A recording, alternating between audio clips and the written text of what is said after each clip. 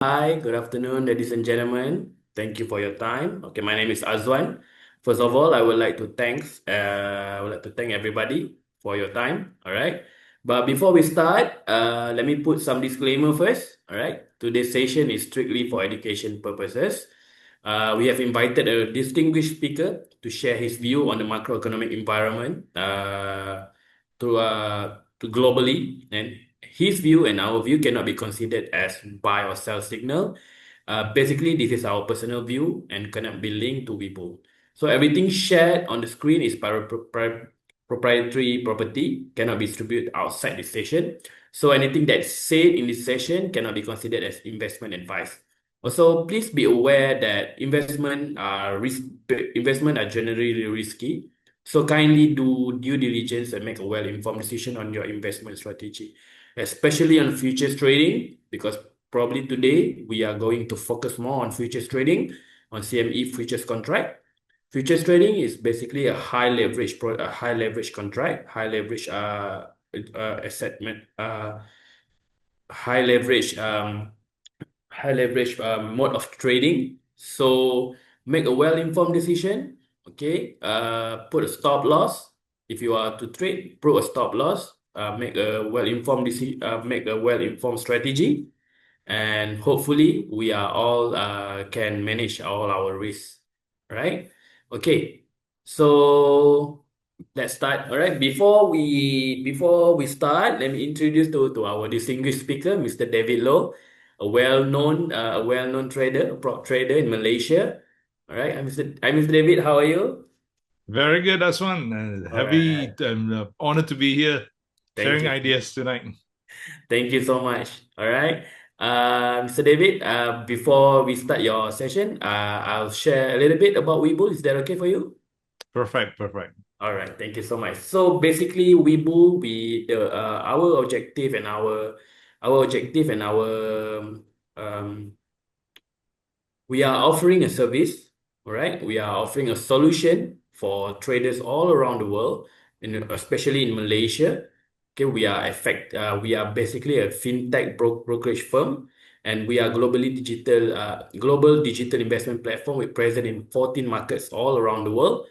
We provide advanced trading tools and curated learning resources in our apps. Everything that you need to know about the market is in one apps. Okay, basically, Webull Malaysia launched in 2024, and of course, to be operating in Malaysia, we are regulated by Securities Commission Malaysia. Right. So don't worry about trading with us. We are regulated, and your fund and everything is according to the regulation of Security Commission Malaysia. All right. Next.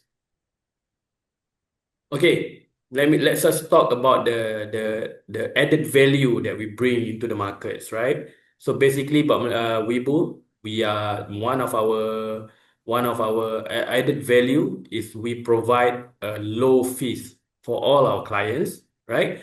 For example, in Bursa Malaysia, there is 0.05 commission and minimum 2 ringgit and 50 cents. US stocks, ETF, and ADR, basically zero commission until the end of the year. So enjoy, right? During this market volatility. So I think probably this is the right time for you to enjoy, to start trade in US shares. Basically, because we are uh, offering zero commission for all our clients, and US option as low as 0.35 per contract. HK shares and ETF is 0.03 commission. Minimum is Hong Kong dollar 12. China has shares, 0.03 commission. Minimum is 12 China yuan. And also for Bursa Malaysia futures, basically probably our rate is the most competitive is 8 ringgit per contract per half turn, and global futures start from USD 1.75 per contract. Other regulatory fees, of course, it will be applied. And our application provide a Sharia filters, and also we are providing multi countries and multi assets all in one apps. We have a 24/5 customer success agent, which is operating from Monday 8 a.m. until Saturday 8 a.m. And of course, we are 24 hours trading enabled, and we provide conventional banking and Islamic banking option for your trust fund. So basically, if you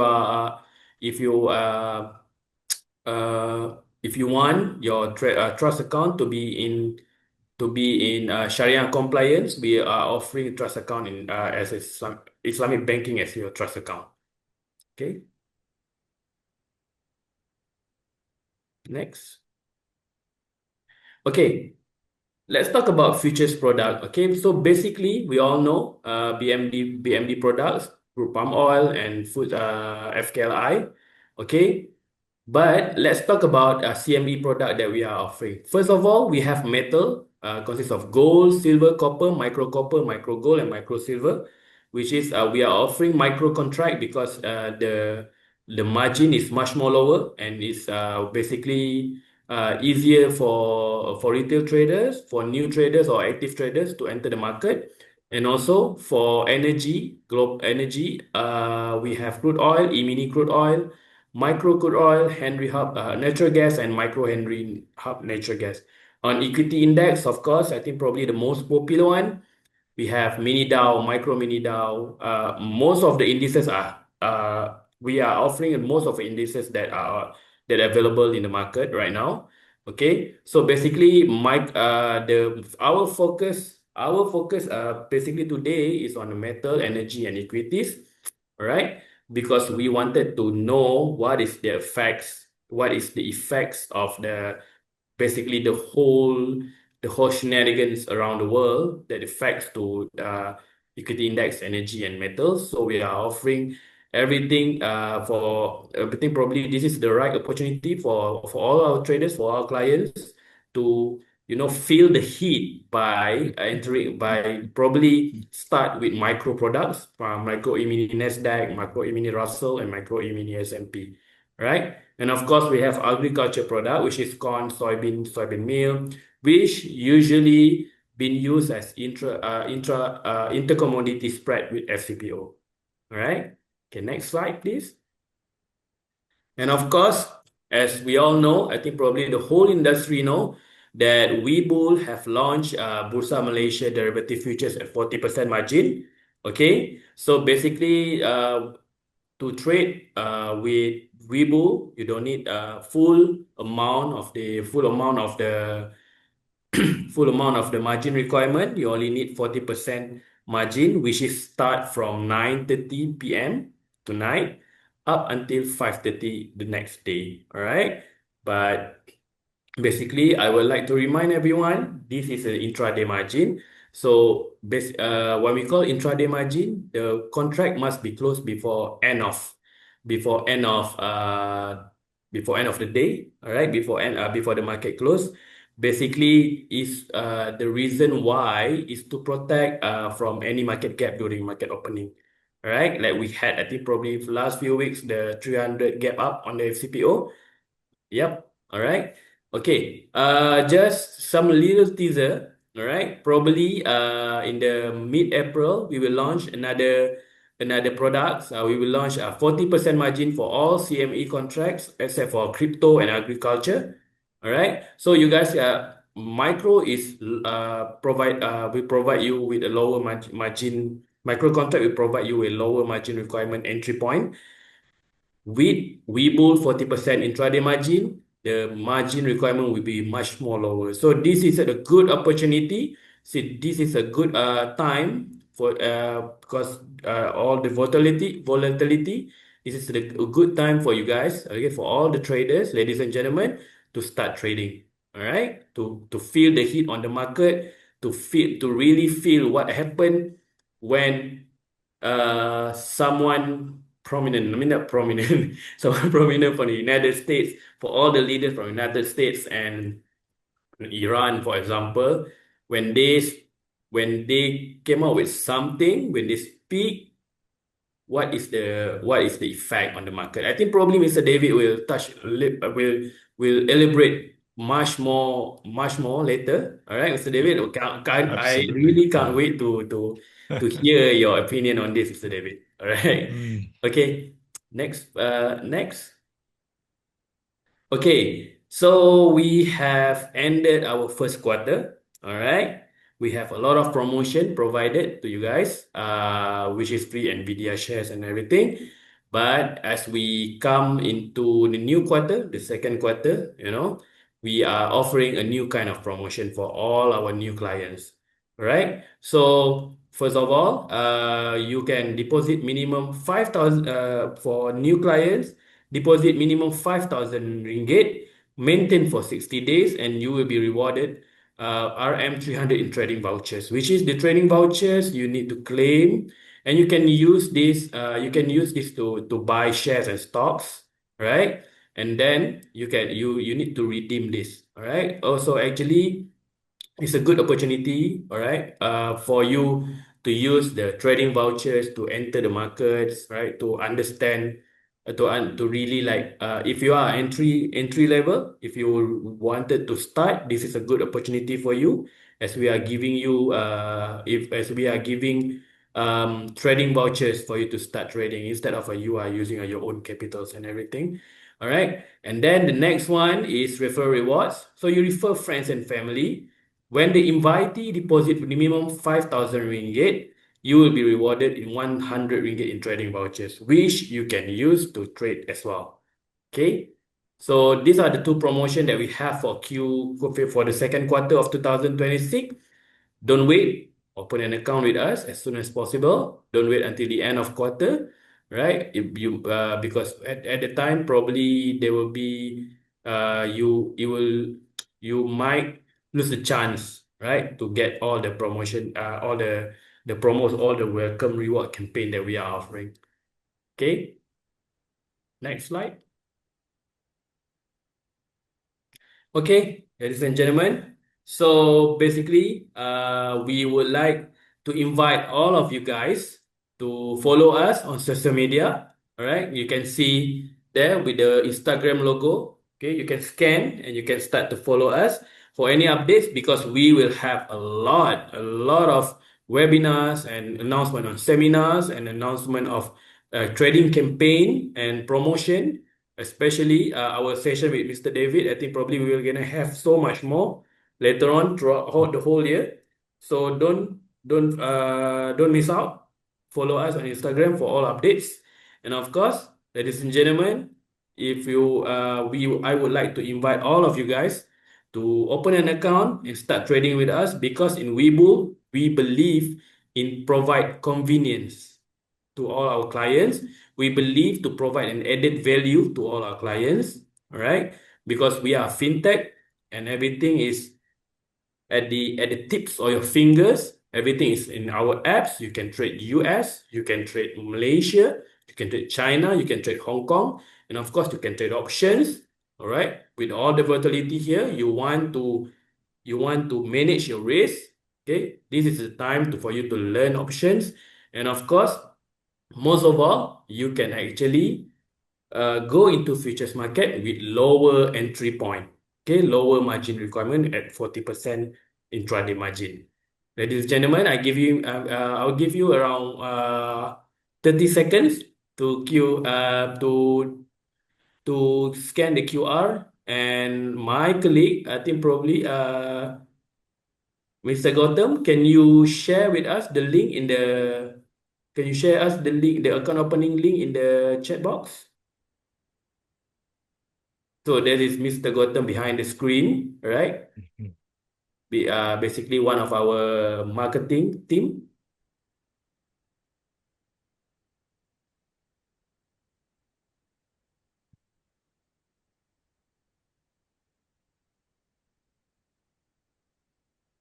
All right, ladies and gentlemen.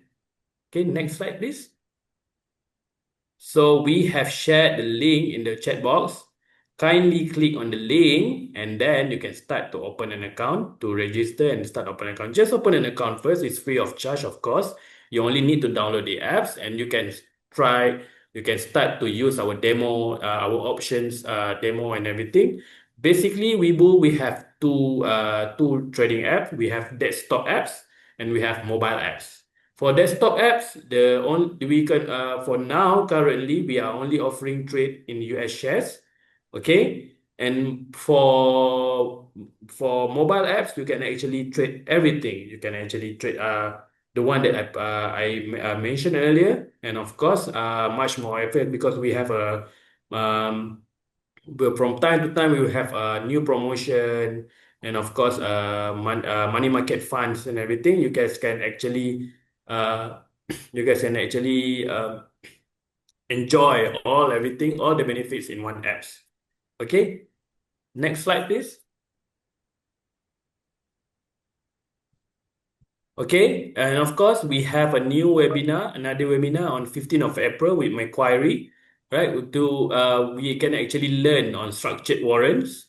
Okay, so I think probably instead of limiting your knowledge in financial assets to shares, futures. Why not we just learn warrants as well? Why not we diversify everything? We diversify our skills, diversify our investment, diversify our knowledge, right? So join us, scan here, scan on your screen to RSVP.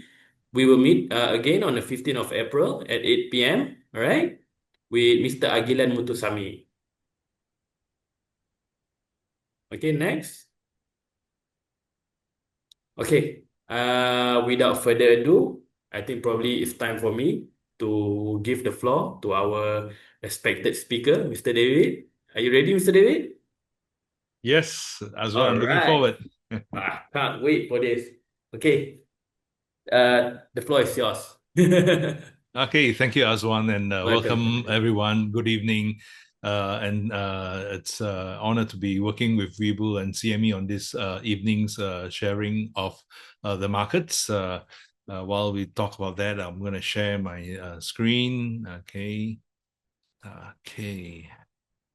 If everybody's getting the screen right, just put a yes on the chat so that I can confirm that everybody's right on the same page.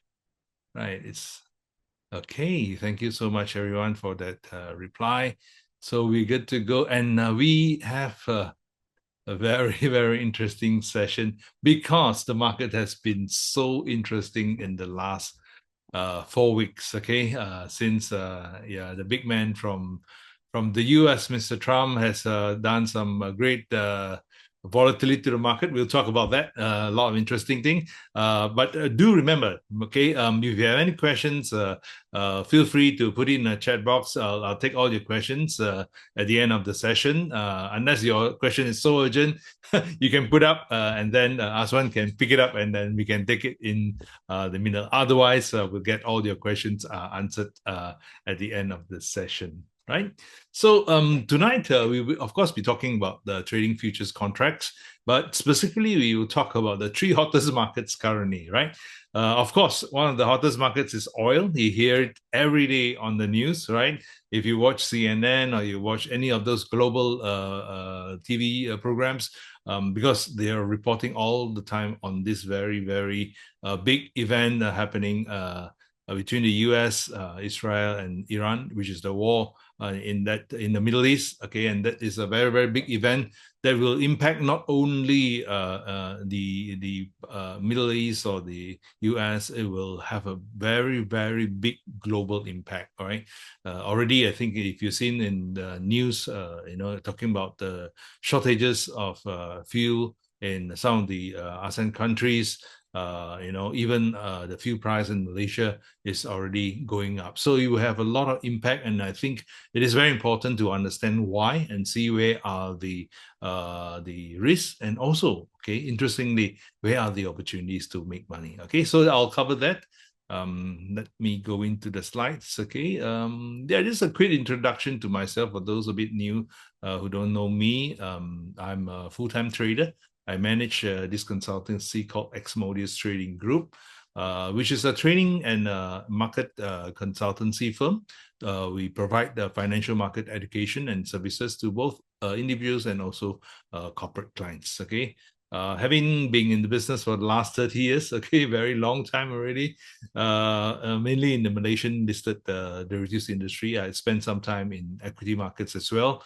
I also spent last 3 years managing a prop trading firm, managed the traders trading across different types of products, futures, CFDs, FX products as well, indices and all that. So we cover the global markets and we trade the global markets. Right. So that's a quick intro of myself. So now let's get into the materials and what we are going to cover tonight. Right.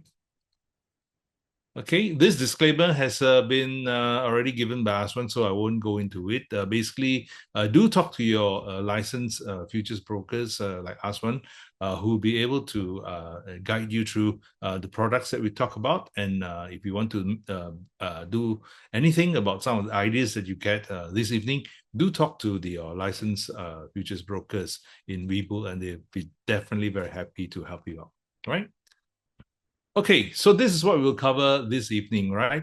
We'll start with a bit of a macro backdrop and sort of pick up what has happened in the first quarter, or very fast. We've just gone through the first quarter in 2026. A quick look at some of the asset classes and what have been performing. And then we'll jump into the 3 key markets that we're covering this evening. The first one is to talk about gold, right? Gold is one of the most I would say one of the favorite markets that Malaysians like to be involved in, whether in terms of buying physical gold, investing in gold accounts, or investing in gold futures. This is a very product that is so close to Malaysian traders. Of course, we'll talk about crude oil. Okay, this is the key. Crude oil is very important to understand crude oil, because crude oil is like the of all the commodities in the world, crude oil is like the big brother. It's like it's like the alpha male of all commodities, because whatever happens to crude oil, whatever impact on crude oil will have cascading effect on everything, on economy, on other prices of commodities, on every single thing that in life. So in our daily lives, we are so dependent in a way, to crude oil and its effects on what we our day-to-day life. Okay, and then of course we go and talk about the US equity indices. Okay, which have over the last couple of years seen a fantastic bull run. And then now the question is, where is it going to go next, right? Because it's feeling a bit of a headwind. Is it going to continue to go up, or which phase are we in the market? So we'll look at that in terms of the technical outlook. Look at where gold is in terms of the trend. Which part of the bull market is it, or is it done, or it's finished its bull market? Okay, for each of the commodities that we speak about in the markets like gold, crude oil, and US indices, we'll look at the technical outlook, which is very important, especially for traders in timing their trades.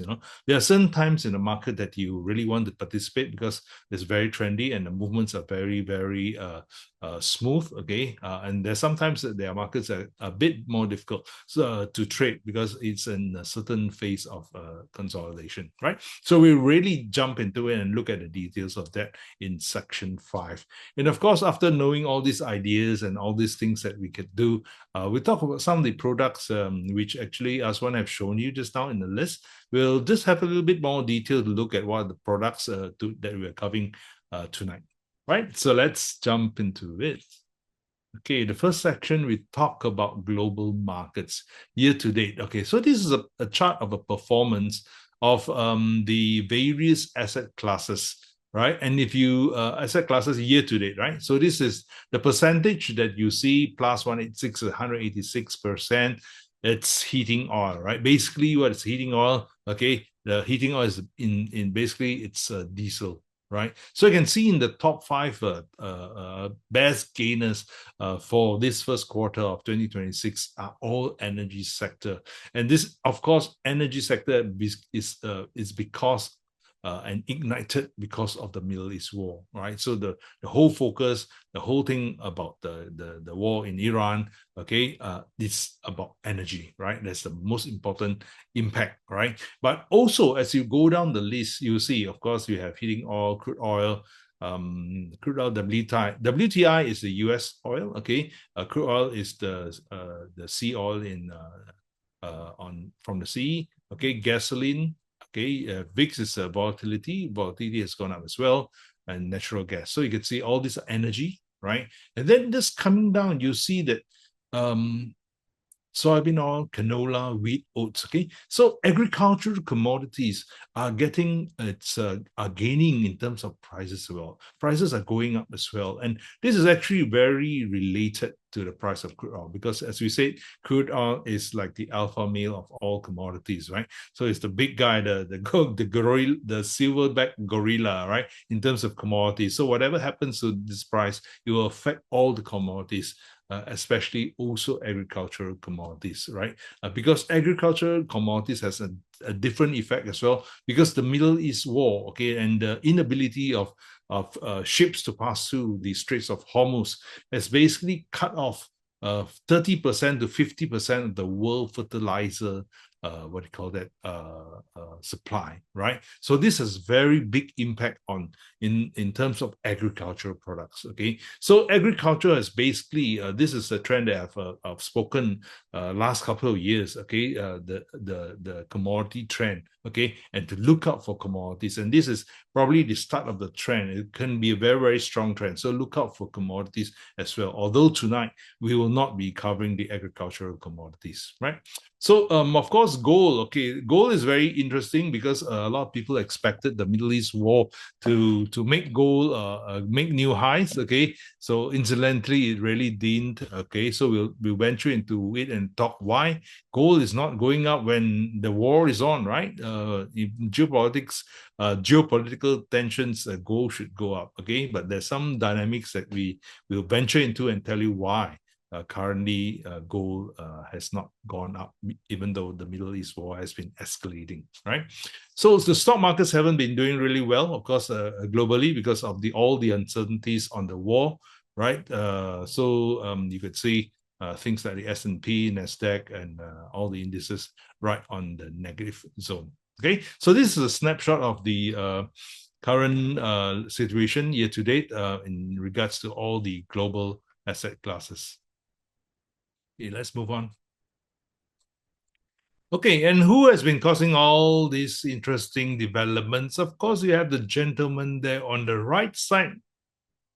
The President of the United States, Trump, have been, even in 2025, excuse me, 2025, he's been doing the tariff thingy, right? The trade wars. In 2026, he remains the man to watch. Okay, so especially to note, okay, the April 6th deadline where he's opened up the 10-day moratorium on attacking Iranian facilities, energy facilities. Right, so this is a very important day to look out, April the 6th. Okay, but this man's whatever he does has a very big impact on a lot of things in this world. Okay, so in terms of geopolitics and conflict, right, he came in as a president that promoted peace and no more forever wars, but he seems to have kind of like started or went into a war in Iran, which is getting a bit more complex as the day goes by. And with this war, there are a lot of attendant issues that will come. Inflation, right? Inflation, U.S. economy, the global economy. Okay, and if you've been reading the press and been hearing the news, you're saying that the risk of the world going into a very deep recession because of the war in Iran is the risk is getting more and more imminent, right? Then about US dollar, okay, so this US dollar and the US interest rate, we will talk about that because this is a very big impact as well in terms of gold price and all that, and US equities as well. So we will get into this. But Trump, this guy has been making all the volatility. And but I love to tell you that we traders, we love the volatility, right? Since the volatility has been going on, our trading has been a lot more interesting. Markets have been moving very, very well, and we are pretty happy. Although the situation is not really happy, we don't like a war, okay? But the volatility is really good for traders, right? So you need to know how to take advantage and weigh and realize the opportunities that the markets are giving you, right? So let's move on.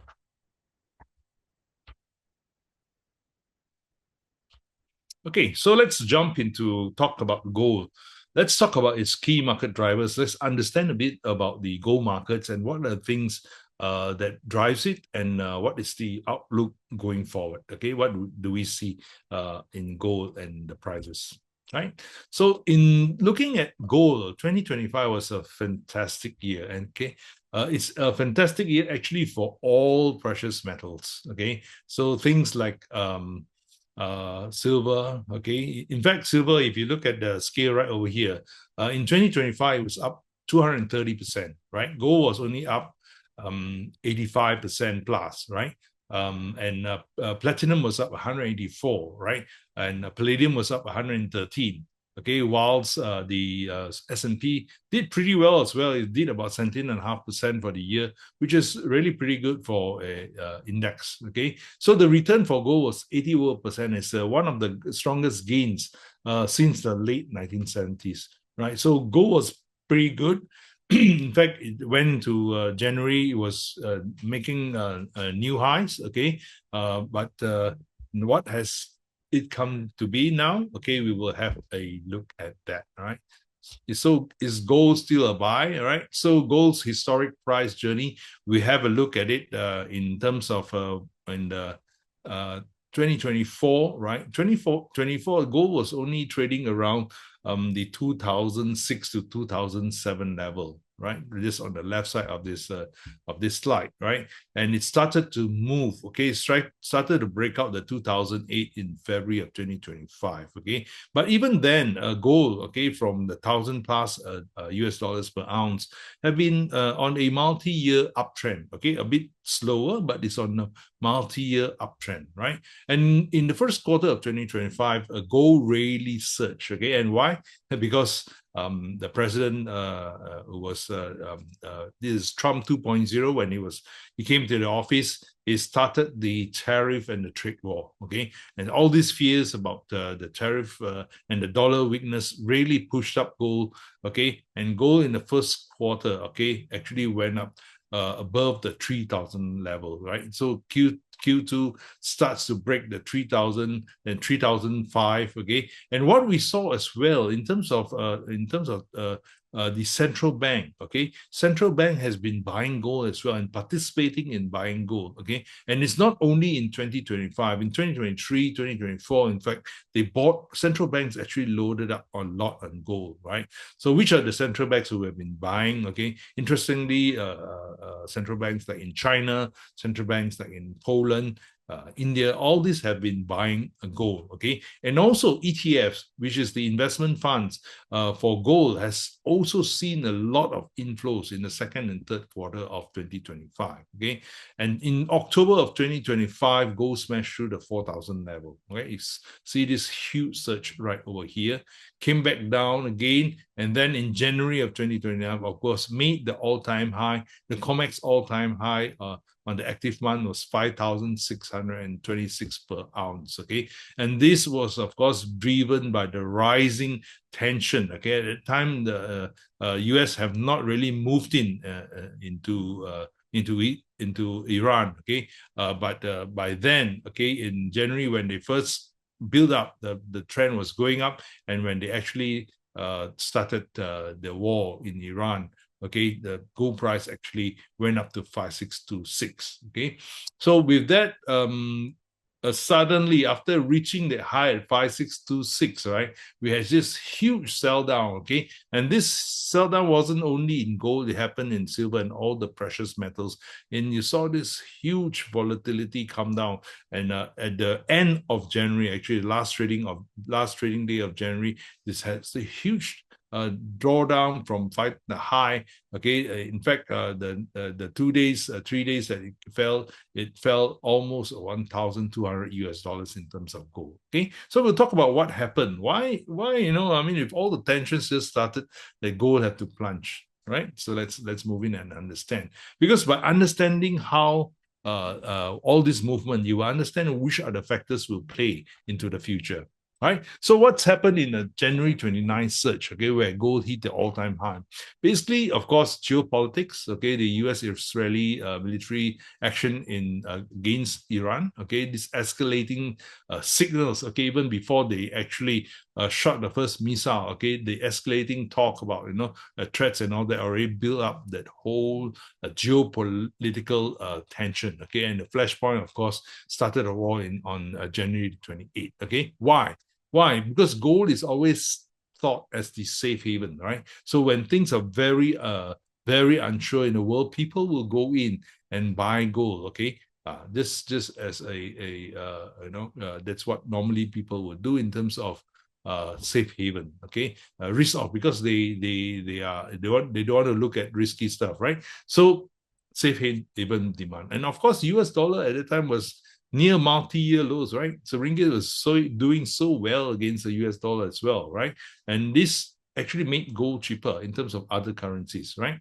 So there was this momentum. Of course, after the gold went above the 4,000 over levels, there's a lot of short covering. There were a lot of players who thought that gold really couldn't go up that high, right? So when they actually did, because of the developments in geopolitics, they had to cut their positions. So this is called short covering. All the shorts, those who were shorting and thinking that the market would actually go down, okay, actually got caught and they had to cover by buying. Okay, so that really drove the market, and it drove basically gold gain about 1,300 US dollars in about 3 weeks. Okay, very, very huge. Okay, and even at the time, ETF inflows, we could talk about the investment funds in gold, right? We're really pouring into gold, right? And COMEX open interest, which is the gold contract that we'll be talking about later. Okay, the open interest, that means the number of people holding the positions in gold were at multi-year highs. Okay, central bank as well is one of those structural players that changed the market. They were in as well, right? So gold broke over that 5,000, we know, okay, in January 29, it was up there. First time in the history on the way, right? So this is very important to know why. These are the factors that actually brought about that spike to 5,626, right? But why the drop? Okay, so why did gold suddenly drop like a stone? Okay, so basically, this is what we call a speculative unwind, right? Because everybody was basically into gold, right? Talk to anybody, and especially those who were in leverage gold. Okay, there was a huge leverage position among China players as well, right? So China also had some clampdown on all this. So when you clamp down and the exchanges increase the margins, right, because of the risk, because it's going up so fast. So the players had to put in a lot more cash, okay, to hold the positions. Okay, so once the positions start to unwind, okay, and then this became like a snowball effect. Okay, one started to sell, and a big group started to sell, and the prices started to drop. Okay, and in fact, it was quite a big of a panic, right? Those 3 days where gold actually dropped some 1,200 US dollars from the peak down to the 4,400 levels, right? So it's a mass unwind, a very big unwind of leverage positions, right? But then, okay, what is interesting is this: the gold fundamentals really haven't changed. Okay, there were no like reassessments of any of the fundamentals. So the question is this: okay, is the bull run over for gold? Right, that's a key question. Everybody asking, okay, is it a good opportunity to get back into gold at these prices? Okay, now it's trading about 4,006 US dollars per ounce, per troy ounce. So is it a good time to get back in? Okay, or the trend has it actually ended, or it's gone to a bear market? Okay, so the answer, basically, the bull run doesn't look like it's over. Okay, because the fundamentals haven't changed. All the background news and what's happening still continue to be there. Geopolitics still continue to be risky. Okay, all the what do you call that? Central bank buying is still there, right? ETF flows are still there, right? So this pullback for those who are looking to position themselves in gold, right? This pullback is actually an opportunity to get back in. Okay, and there's a technical reason why, and we'll talk about that during the technical reading, where we look at some of the Elliott waves and which part of the Elliott wave the gold is currently at which trend, right? So the It looks like it's not over. Okay, all the fundamentals are still there. There's no reversal in that. So that is a quick answer to those who want this particular answer to gold and where it is going. All right. So let's talk about who is promoting or who is basically participating in this price increase. Okay, there's a huge structural change in the markets in terms of gold.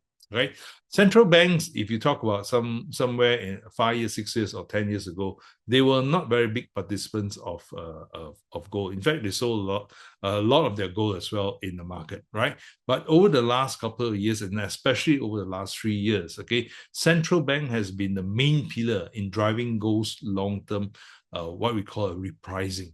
Okay, gold was trading like $1,000 per ounce, ding dong, there up and down for a very, very long time, right? So now it is at 5,000. It is basically have been repriced at a different level. Okay, and why is that so? Okay, there are very, very important reasons why that is so, and it's very important for you to understand why, because these are the factors that actually have a very long-term effect on gold, right? So since 2022, right, central banks have been buying 1,000 over tons per year. In fact, in 2025, it was just slightly less, okay, in terms of their buying, in terms of the volume, right? So the leading buyers have been China, Turkey, Poland, India, and the Czech Republic. Very interesting. They've been basically stocking up in gold, right? And one of those things that need to note is when Goldman Sachs did a report on gold, they noticed and they observed that the emerging markets, okay, central banks actually have not gone into the trend yet. They have not really gone to buying gold, and they were underweight gold, okay? And the gold has become a very strategic holding, right? So the participants, what if the emerging markets now stock up or start buying, in terms for their reserves, okay?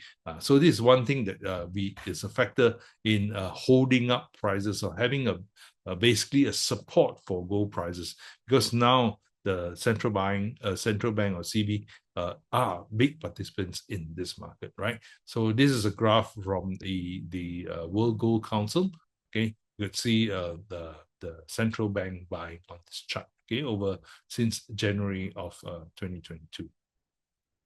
So central bank is a big participant, okay, and one of the reasons why they are doing that is because of the US dollar, rather the dollarization, okay, or the USD decline, okay, and this is a structural shift in global global reserve architecture. That means the structure of it has changed, okay, and this has been basically come out from the 2022 Russian-Ukraine war, okay, where the US dollar and US dollar denominated assets, okay, have been weaponized, okay, it has been used as a weapon against Russia, okay, and this have made people think, started to worry. Other people started to worry. Wow, if anything happens, or if the US somehow I'm in conflict with the US, anything that I hold in terms of assets or even in US dollar, this can be basically be weaponized. They can basically freeze all those things, right? So people started to rethink, hey, where are my alternatives? Where should I do? Okay, what should I do? Should I move away from US dollars? Okay, so a lot of those, some of those movement, okay, actually went into gold, and dollar being weak over the last 1 year made gold cheaper in terms of local currency. Okay, so the non-US demand for gold actually went up because of that. Okay, and one of the reasons why gold was attractive, because it was neutral, right? You hold gold, unless you got it stolen from you, it's non-sovereign and is historically trusted, right? So many hundreds of years, people recognize the value of gold, and then it's not controlled by any nation, right? So if you have gold in your hands, it's yours, right? So these are all the concerns that made gold more attractive. Okay, U.S. Federal Reserve independence. So this was questioned because Trump, wanted his own man in the Federal Reserve as a chairman. So this all these things that start people worrying about the U.S. dollar architecture, right? Tariffs, trade wars, and these are basically pushing a lot of people away from the dollar, right? So one of the reasons why gold has become a attractive alternative, okay, as a US dollar is because of that, okay? And this trend of the dollarization, people going away from US dollar is a long-term structural trend. Okay, it's not like the dollar is going to crash tomorrow or next month or a year after, but this is a long-term trend, which basically says that in terms of the US dollar, it's on a gradual decline. Okay, so this is one of the factors that make gold very, very attractive, right? And of course, the Federal Reserve and interest rates. Okay, this is a very big, important factor in gold price. Okay, because gold is something that doesn't give you a interest rate. Okay, it doesn't give you a dividend. Okay, so holding gold, okay, in terms of making money out of gold, is gold has to appreciate in value, right? So if the interest rates are low or kept low, okay, gold becomes kind of like more attractive. Okay, so in looking at the Federal Reserve, it last raised interest rates in 2023. It's already almost 3 years ago, and began cutting that in late of 2024, right? And in December, of course, it paused, right? And it also paused in the last two meetings. Okay, the March meeting as well, it didn't do anything. Okay, some people believe that there's one or two additional Fed cuts expected in 2026. Okay, and if actually gold were to go into, I mean, the Federal Reserve, if they go into a pause mode, okay, if they don't do anything, actually helps gold as well, right? In America, inflation, although they have got it down to a certain level, but it's still very sticky. Okay, we'll talk about that a bit later because inflation is very important in terms of the US equity markets. Okay, and with the bond uncertainty and the US fiscal deficit, I mean, the US is actually owing the world a lot of money, right? So a lot of people, instead of doing that, buying treasuries, they went to gold. Right? So we have these few factors, okay? And what is the trader consensus? Okay, this is a very interesting point. What do traders see in terms of interest rates, okay? If you were to look at this chart, okay, this is from the CME Fed Watch, okay?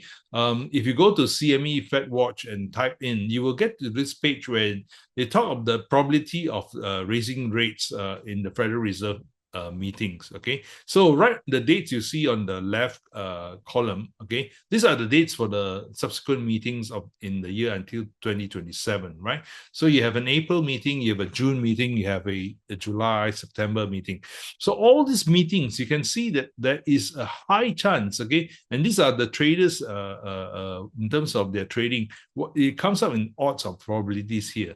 Okay, 350, 375 basis points. This is the current rate. Okay, so it looks like there won't be any change as far as what the traders are doing until towards what do you call that, late next year. Okay, so they are basically saying, right, currently what they are doing in the market is there only a higher possibility of a rate cut happening next year, right? So this is very interesting, right? And these numbers are actually moving all the time, all right? So if you have the time, go into the CME Fed Watch and see what are the odds, where are the interest rates, will there be a high possibility of a interest rate cut or hike, okay? You can use the probabilities here. You can see the odds, right? So right over here, basically the traders are currently pricing in that the odds are pushed to late 2027 before you can see a rate cut. Okay, so those are the feeling, that's the market feeling. Okay, because these are direct effect of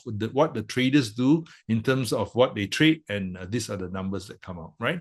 So although the rate stays the same in March meeting, okay, basically traders are saying that they will be the same until end of next year. Okay, so there's a very interesting observation in terms of that, right? That was from yesterday night, right?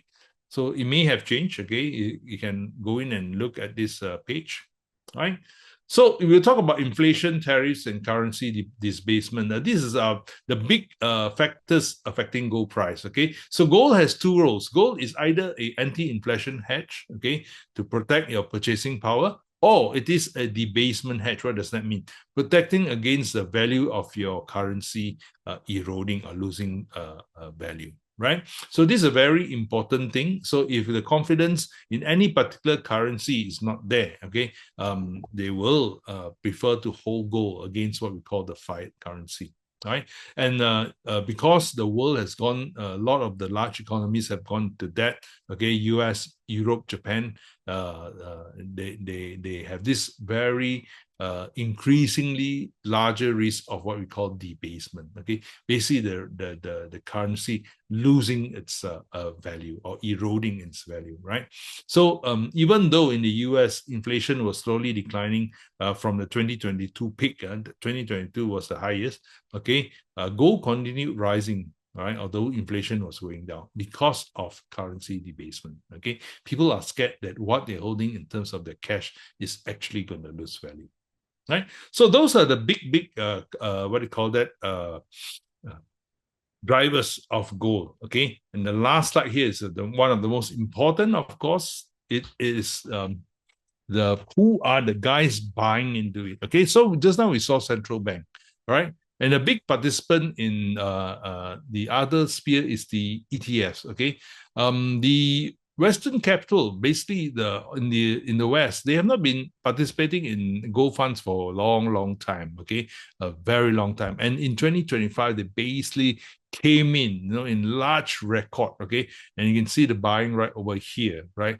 You see in January of 2025, you see the dark blue line. These are the North American. The green is the Europeans. So there's been a large proportion of that. Asia was there as well in a couple of the months, but they were the big buy. The Westerners, the US funds, the European funds, they were very big in terms of buying gold in 2025. And even in 2026, this last two bars over here, you could see in January and February, right? In fact, January was the all record high in terms of ETF and gold fund buying in, right? So these guys are going into it as well, right?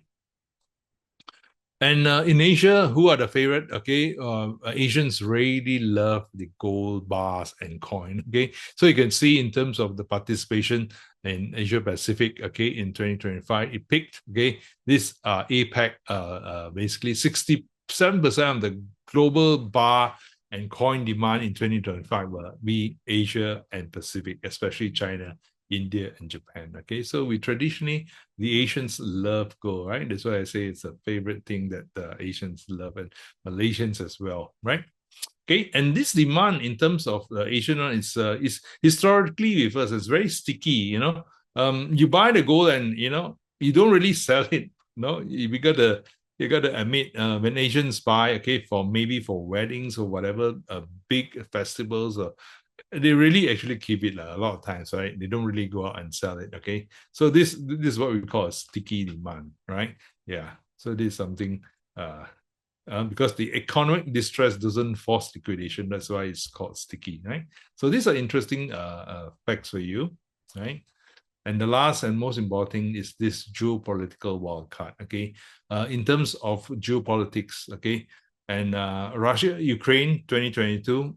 All right, Middle East, 2026, but it has been a while. There have been June of last year, there was a bombing of Iran as well. So that has been going for quite some time. The Palestinian, the Gaza conflict has been going on in terms of Palestine and the Israelis have been going for quite some time. And okay, if you're not taking notice, bear in mind the U.S.-China Straits of Taiwan risk is day by day getting more and more attention. Right. So you think Iran is the Middle East is the end, okay?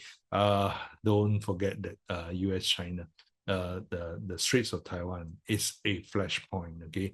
And every single geopolitical shock since 2022 and even before that has been a gold price catalyst, okay? So this is the key. Geopolitics is one of the key drivers, okay? So why is gold not going up at this current moment, okay? So there are two factors I want to talk to you about why gold price is not going up. Number one, okay, because the world markets are so interconnected and liquidity among these asset classes are interconnected, okay? There have been a lot of drawdowns in terms of funds, okay, in the private credit space, okay, where a lot of investors wanted their money back, okay? So these huge redemptions in the world global funds, you'll find that they would have to redeem to provide liquidity, they will have to sell something, okay, to pay the investors, okay. And one, because gold has done so well, okay, over the last 1.5 years, right? So a lot of funds which held gold also did some selling, okay, and that's one of the reasons as why. The other thing is this. The other thing is the U.S. a war, right, with in Iran. A war, we say that if there's war, the currency should be weak, doesn't it? Okay, but must remember the U.S. dollar is the world what they call that reserve currency. Okay, it's the number one currency in the world, right? So in terms of when things get people get worried and people want to hold cash, okay, okay, gold is one thing, of course, but gold is not very liquid in terms of where you want to move it, right? So when you want cash, what do you want to hold, right? It's usually the US dollar. Okay, so does anything happen in the Middle East? And you must remember, the Middle East is a very, prior to a war, I think for even now, is a very wealthy area. A lot of money has gone into that area of the world in the Middle East, right? A lot of money has gone into that. Okay, and if anybody want to cash out of that region, what would they hold? Okay, they would hold the US dollar. All right. So for the moment, although the US dollar is on a kind of a long-term bear market, okay, it's this upward move in terms of the dollar. You've seen it. In fact, the last couple of days, you saw the US dollar appreciate a lot against even the Malaysian ringgit, right? So this is because of safe haven. So that's number one, safe haven. There were some redemptions that people needed liquidity, so they had to sell some of the top performing asset classes to pay their investors. So that's what led to it, but mainly also because of the safe haven. Because you want to hold cash, most of the time when you hold the US dollar, right? Would you want to hold the euro? Okay, people are also worried about the euro zone economy, so probably not, right? Would you hold a yen? Okay, maybe, maybe not. So that's why people always choose to default to the US dollar, because it is the world reserve currency, right? That's the reason, one of the main reasons why, okay, why the US dollar is going up, okay? And gold is coming down, because when US dollar goes up, gold comes down, right? All right, let's move on. And the other reason is also because of inflation pressures, because of the war. Okay, so people are thinking that the US are going to raise rates, and if US the Federal Reserve is going to raise rates, okay, we don't know yet because there's a new chairman coming in May. If he raises rates, then it's not a good picture for gold. All right, so let's move on. We've talked a lot about gold, right?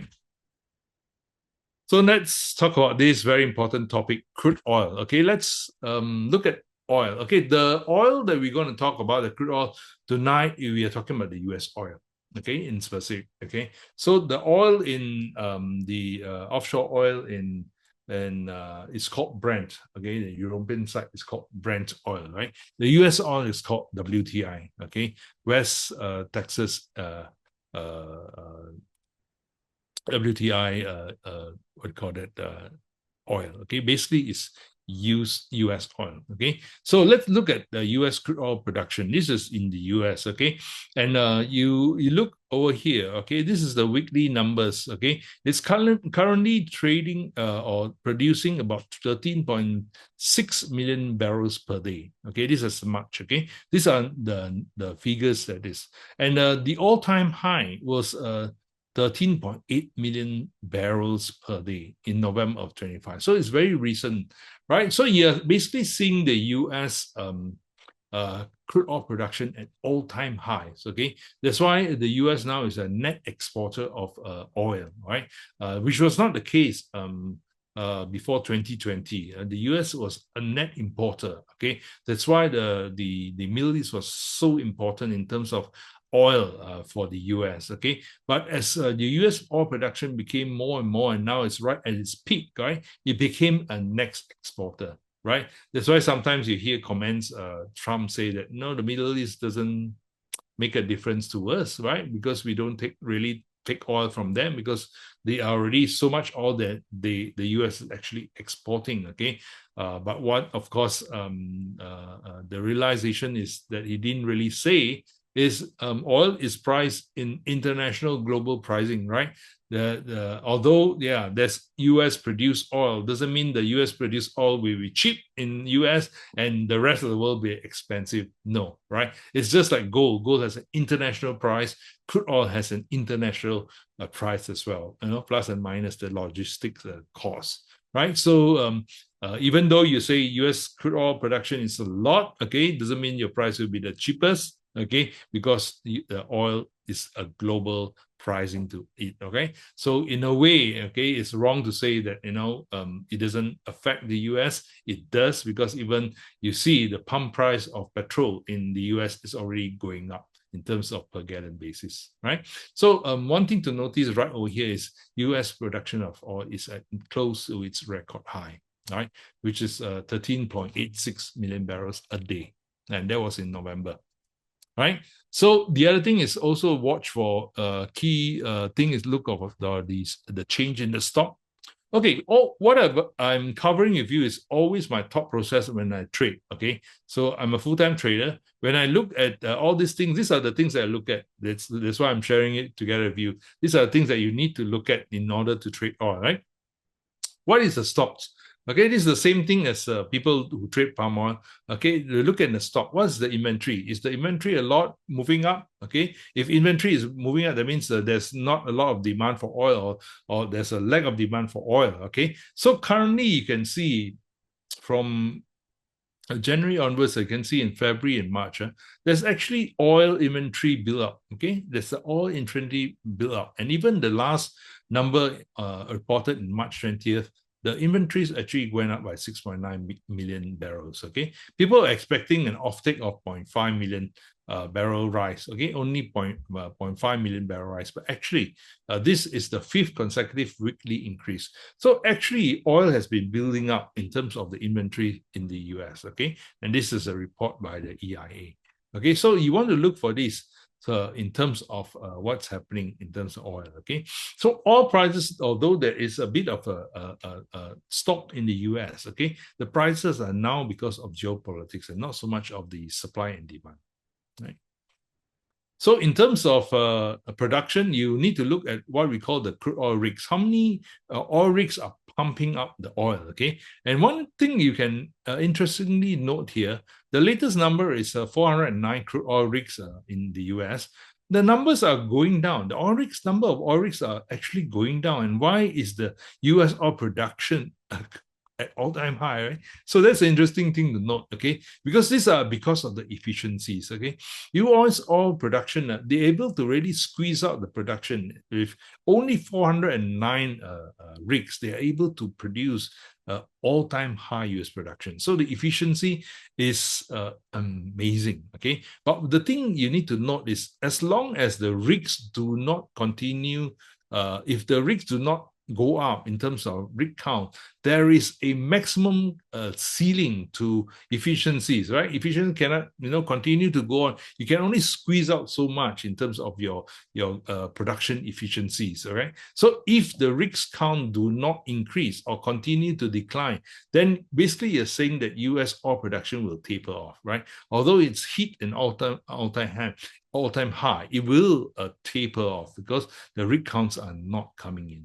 Right, so even though you see now it's at close to about just 400, last year it was only 400 something, right? 500 in 2024, and its record was actually in 2014. There was a record, what do you call it, high of 1609, a number of rigs. Okay, that was already some 12 years ago, right? So the trend has been coming down, okay? And one of the reasons why you don't see the oil rigs rate going up and aggressively is because it's very expensive to invest in infrastructure for finding oil and drilling for oil, right? And because this sector, the oil markets, has been so terribly volatile the last couple of years, that a lot of players, they're not really put a lot of money into investing in the infrastructure.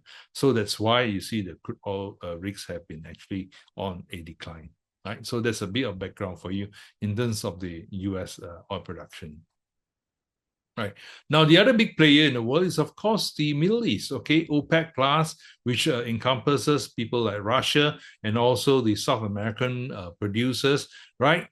Basically, you have to watch the OPEC signaling during the beginning of every month. Okay, so April is coming in. Always within the first week, they will have a meeting to decide what they want to do in terms of whether they want to increase their production, okay, or decrease their production. So in the March meeting, OPEC basically agreed to have a modest oil production increase, okay, 200,000 barrels per day, which is actually not a lot, okay.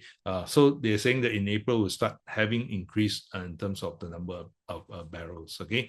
Now we have this large disruption of supply in history, okay, and this is the report they put out on March 11th, okay. Basically, they're still a bit saying that 2026 global demand is at about 1.38 million barrels per day, okay. But they also couldn't really ascertain, okay, the effect of the war, okay.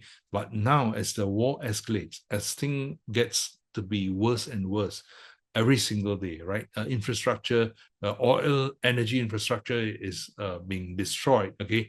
So, and all these are very big factors, okay? So Middle East oil, if the escalation comes in and really all these things are disrupting, and this takes all infrastructure, as we say, and expenditure takes years to come on board, right? So if the really, things really go bad in the Middle East, and a lot of these oil infrastructures are, the oil fields and the infrastructure are destroyed, okay? Even in Iran is one of the biggest oil producers in the world as well, right? Even if Iran were to get really hammered and all the facilities are destroyed, you will have basically so much less oil coming out from the Middle East, okay? And the Middle East is one of the biggest, okay, in terms of OPEC plus producers of oil, okay? So it's a very serious thing in terms of what's happening in the Middle East at this current moment, okay? And that's why oil prices have been going up, okay? Because of this very big factor, right? So in terms of geopolitics again, right? So you have to watch the Straits of Hormuz, okay? This is a very important point, okay? This is a choke point in terms of not only oil and petrochemicals, okay? There are very important things like fertilizers. There are very important things like helium. All those things come from the Middle East, right? And in terms of the Straits of Hormuz, if this place, okay, remains a place of war, remains a battlefield, okay, then that we have a big problem. The world has a big problem, especially for the oil price, okay? So this may be, if things get worse, this may be even worse than in the 1970s, okay? During the time of 1970s, was what were happening there? There was the oil embargo, okay? So basically the Middle East refuses to sell the oil, okay? To the US, okay? And then there was also the Iran revolution, okay? Where the Shah, basically there was a revolution in Iran again, okay? The same play is happening. So watch this very important Straits of Hormuz. Whatever happens, the decision that Trump is going to do on April the 6th is something that you really need to look at, okay? So stay up. April 6th, that's a Monday, I think. Yeah, that's a Monday. So stay up and see, because the world can really change, okay? If wrong decisions are made, things start to escalate, things could really go very different for the world. All right? Okay. Okay, for US equities, okay, we already spoke about all those things are risky for equities.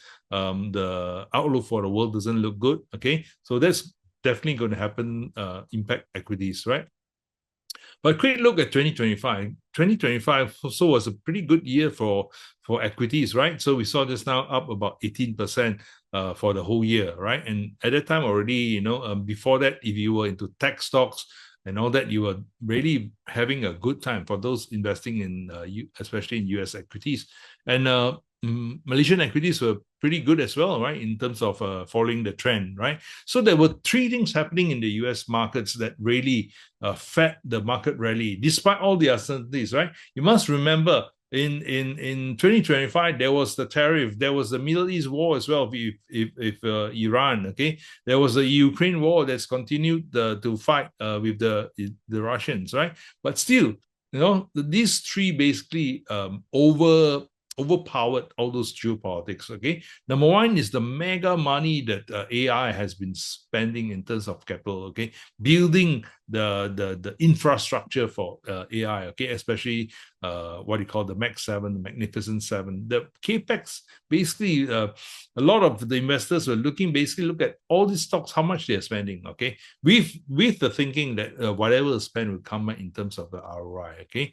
That is, of course, contested right now, okay, but they spend a huge amount of money, right? So earnings growth also was pretty good in terms of it beat the estimates by approximately 12%. Okay, so things were pretty good. Okay, and the Fed were basically engineering a soft landing. Okay, so although by basically doing some of the rate cuts. Okay, so when did the rate cuts, okay, to engineer the soft landing, and everybody was pretty optimistic. Sometimes when the market is very optimistic, okay, when you have data coming strong, they say, yay, economy is doing very well, okay. When the markets are not doing so good, okay, they also celebrate because as the data soften, they say, okay, so there'll be more cuts in terms of interest rate, which is good for the stock market, right? So it's a classic, people are saying that, good news is good news, bad news is also still good news. So when everybody's upbeat, okay, everybody's in a party, everything is good, okay, but things may have changed, okay.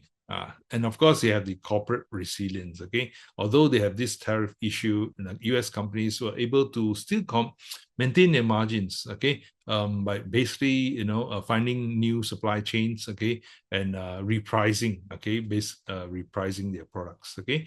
And also, one of the things that was big was the S&P 500 companies were having a lot of buybacks. It hit the record 1.1 trillion in terms of buyback.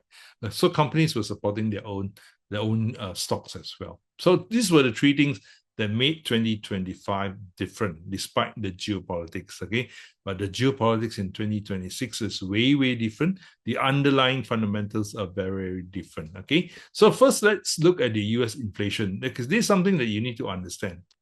Okay, I know it is a kind of dry numbers, okay, but these are all traders look at these numbers, okay, when they trade to have the overall picture, okay. So inflation in the US actually is pretty low, right? You can see 2.4%, right? It hit a high in September of last year, but it's at 2.4%, okay. It's lower since May 2025, right? So basically, not too bad in terms of inflation, okay? But after this war, okay, already gas prices in the US has already gone up, okay? So you expect the next new data coming in, okay, for the US inflation to be on the upside pressure, okay? So we have to see, okay? This is number for January. We have to see the February and March numbers coming in. Okay, so this February numbers. So we have to see the March numbers and we have to see the April numbers. This is very, very important, okay? Because the Federal Reserve looks at two things, unemployment and inflation. These are the two measures that they look a lot in terms of their interest rate policy, okay? So what about unemployment? Okay, so unemployment rate is 4.4% in February. Okay, so this has gone up from January at 4.3%. But this number is very important because in November, the number is 4.5%. Okay, anything above 4.5%, okay, will trigger in one of those Federal Reserve recession indicators. It will trigger the sum indicator of recession. Okay, so this is very important. The next number that's going to come out in March, if the employment, okay, or labor is continue to be very, very weak, okay, then it will trigger, okay, one of the indicators that says that the US is going into a recession. Okay, we're going to have a look at that. Okay, but the main thing here I want to highlight in this orange color here. Okay, the 4.4% unemployment is a big problem. I have employment numbers which are bad. Okay, I have a a war going on, okay, energy, crude oil and all that going up. I have a problem with inflation, okay, and this is what we call the possibility of what we call a stagflation, okay, high inflation, high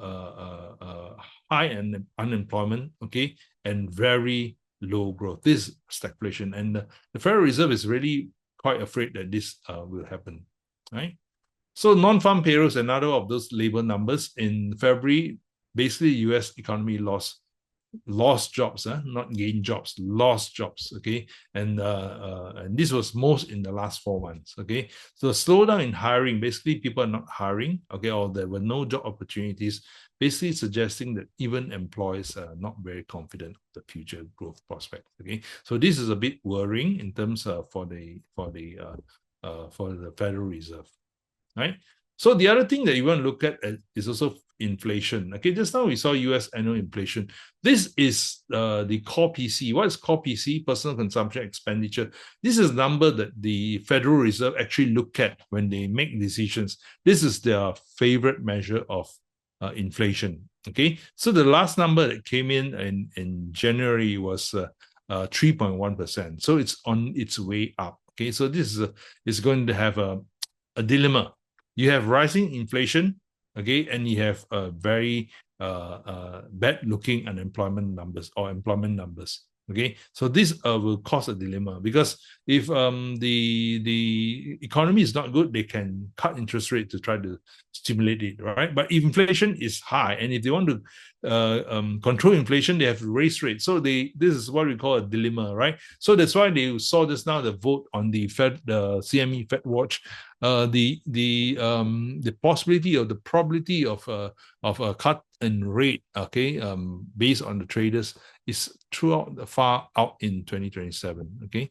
So this is the dilemma that the Federal Reserve have. But we have to see. We have a new Federal Reserve chairman coming in May, Kevin Walsh, and we'll see what Chairman Walsh can do. All right. So some rule, U.S. recession currently in February number 0.27. So it's basically saying there's no recession, but okay, this 0.5. Okay. Sorry, this number here. Okay, once it hits this one, okay, and was very close, okay, in November, it's 0.43. If the unemployment numbers are going to come up, it will hit 0.5. And basically, when it hits 0.5, it's showing that the US is in a recession. Okay, so those of you who want to watch up whether the US is in recession in terms of the measurement metrics, go and have a look at the sum rule. All right.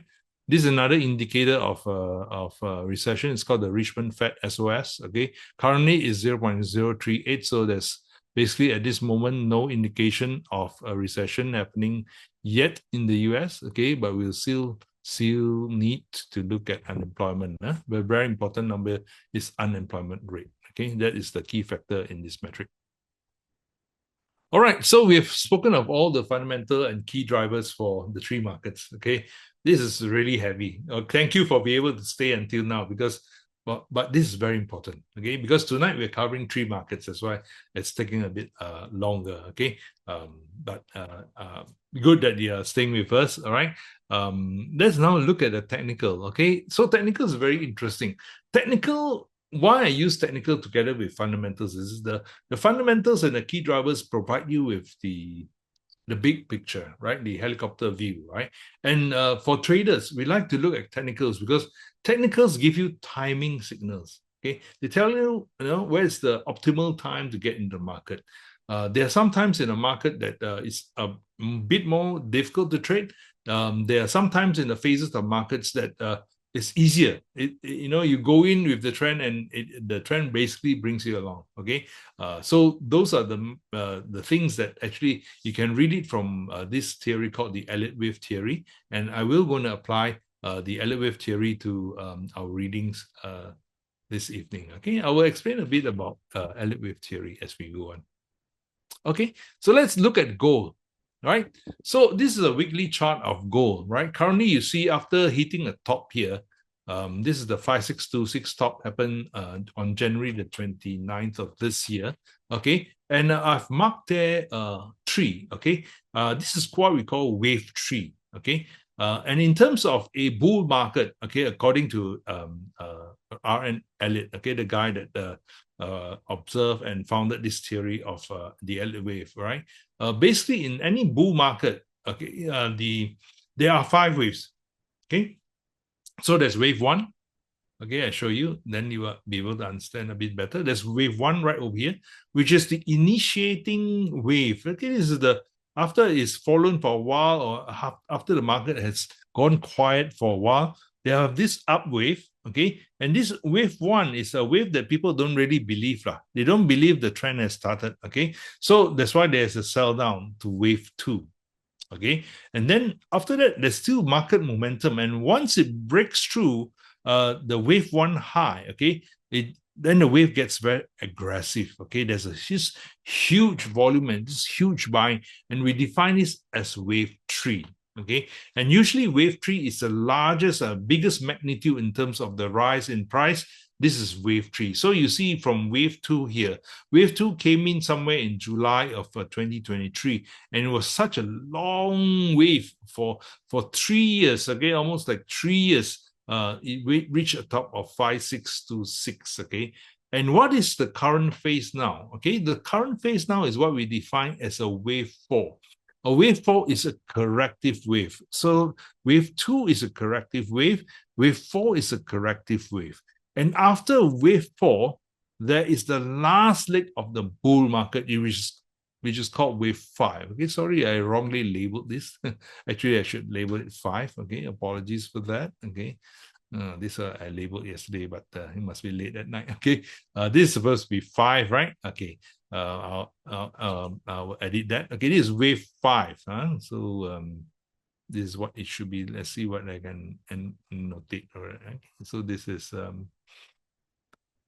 okay. Okay, so this is supposed to be wave 5. Okay, this is supposed to be wave 5.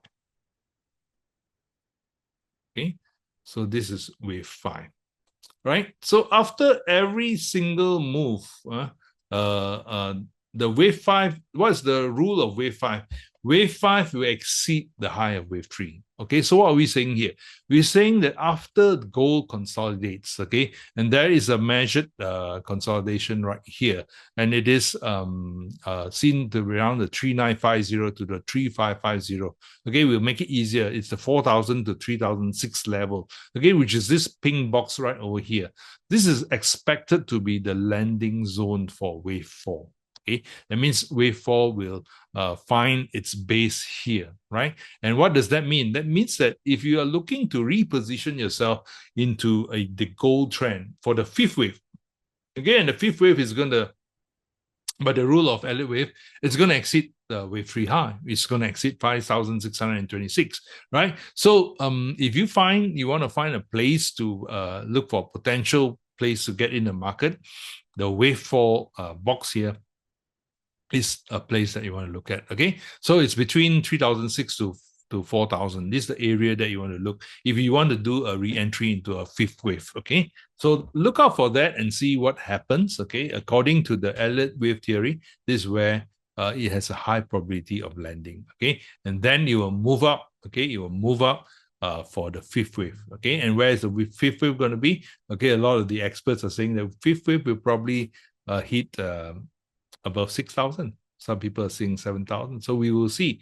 But accordingly, the Elliott wave theory, right, it is basically suggesting that will happen, right? Okay, excuse me. So that's gold futures. This is a weekly chart. Let's go and look at other things. Okay.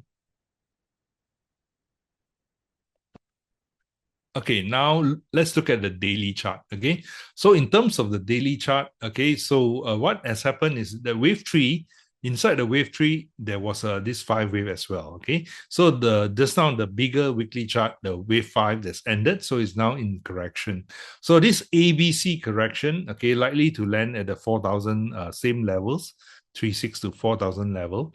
It's basically the ABC correction wave. Okay, after all the fifth wave done, okay, there will be what we call an ABC correction. Okay, so in terms of the daily chart, that's what it's actually doing. It's doing an ABC, which in the larger weekly chart is a wave 4 consolidation. All right, so it's going to go there around the 3,950 to 4,000 level. It's an expected landing place, right? So we are seeing probably another wave down to reach this level, right? So basically confirming the price action in the weekly chart. Okay, now let's look at the crude oil chart. Okay, CL is uh, West Texas intermediary, the CL, which is the WTI US oil. Okay, what is US oil? Okay, US oil is basically the wave 5 bullish sequence. Okay, so the last time it went to a high of 130 in terms of the WTI. Okay, it basically made that high at 130. Okay, and now it did a very long 2-year wave 4 consolidation, and now it's on wave 5. Okay, and wave 5 is what? Wave 5 will break the wave 3 high. That's the rule of wave 5, right? So it's going to reach out. It's going to target that. Okay.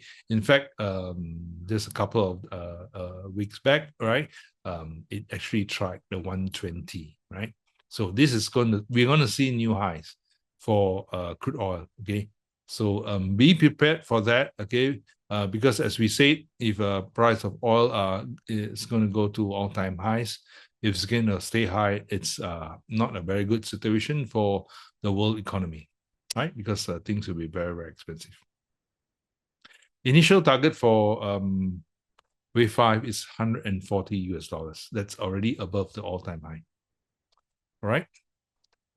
So let's move on to NASDAQ. Okay, what's happening in the US markets? Okay, in terms of the 2 weekly charts, we are looking at the NASDAQ already finished its bullish sequence. Okay, so it's done its fifth wave.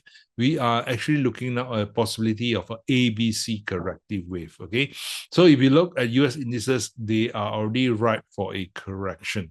Okay, so this correction can be quite deep because the huge bull markets over the last couple of years has been very, very big. So this correction could be deep. Okay, and the first target for the wave A is 20,319 for Nasdaq. Okay, this is Nasdaq. And for the S&P, it's also moving into the corrective mode. Okay, the bullish charge is losing steam. Why? Because it's already done the fifth wave. Okay, the fifth wave is the last wave of the bull market. Okay, now it's going into a correction. Okay, and the first target for the wave A is 6,198. Okay, 6,198. Okay, currently it's trading at 6,004. There's a possibility of the first target moving down about 200 S&P points. Okay, so this is in a way it's all in sync with all the other charts as well, right? Oil going up, stock markets coming down, right? Gold having a possibility of coming back up. If things go bad in a way, gold market will come back because of the geopolitics, right?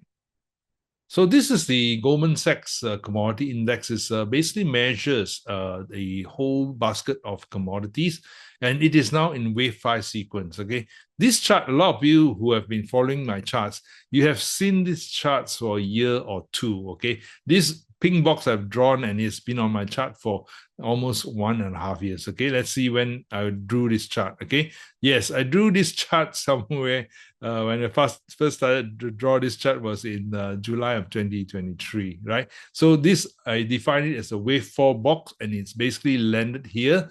And then what's the next wave after wave 4? Okay, it's going to be wave 5. And what's wave 5? Wave 5 characteristic, it will break wave 3. Okay, and when it breaks wave 3, okay, over the next couple of months or this year, people will be talking about another commodity super cycle. Okay, it happened in 2008. It reached 88880.